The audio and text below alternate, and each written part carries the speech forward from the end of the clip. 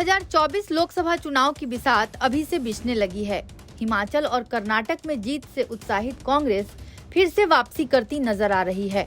जो दल कुछ समय से ग्रैंड ओल्ड पार्टी को तवज्जो नहीं दे रहे थे, वो भी कांग्रेस के करीब जाने की कोशिश में लगे हैं। वहीं पिछले 2 राज्यों में हार से सीख लेते हुए बीजेपी नए सिरे से रणनीति बनाने में जुट गई है। इसके तहत वो एक बार फिर 2014 और 2019 की जीत को दोहराने की कोशिश में है। दरअसल 2024 में तीसरी बार केंद्र की सत्ता में वापसी की कोशिश में जुटी बीजेपी उन 199 सीटों को लेकर रणनीति बनाने में जुटी हुई है, जहां उसका सीधा मुकाबला कांग्रेस से है।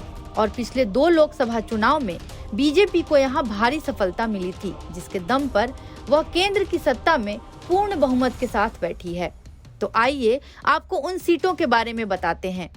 दरअसल बीजेपी कांग्रेस का सीधा मुकाबला उत्तर भारत की 200 सीटों पर है, जहां अभी रीजनल पार्टी पूरी तरह से उभर भी नहीं पाया है।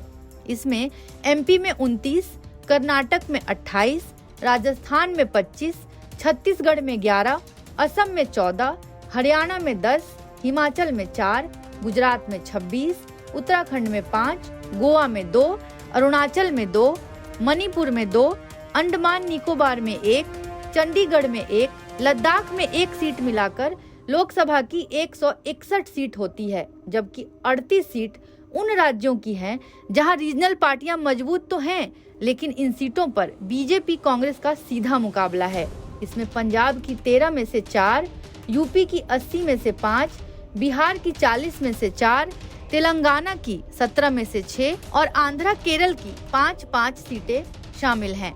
2014 में बीजेपी ने यहां 168 और कांग्रेस ने 25 सीटों पर जीत हासिल की थी, जबकि 2019 में बीजेपी 178 और कांग्रेस 16 सीट जीतने में सफल हुई थी।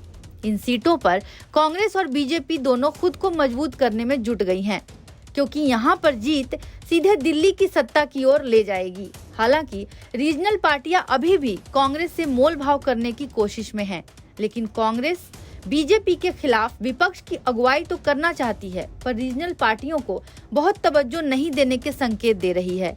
साथ ही उसकी निगाहें क्षेत्रीय दलों की सीटों पर भी हैं, जिसको लेकर ममता और अखिलेश बार-बार सवाल उठा रहे हैं। 2024 में तस्वीर क्या बनेगी, ये कहना जल्दबाजी है, लेकिन चुनाव की तैयारियों में जुटी पार्टियां अभी से अपनी रणनीति को लेकर चिंतन मनन कर रही हैं। जो सफल होगा वो सत्ता में बैठेगा और जो हारेगा वो फिर से 5 साल विपक्ष की भूमिका में नजर आएगा। एनबीटी ऑनलाइन की रिपोर्ट।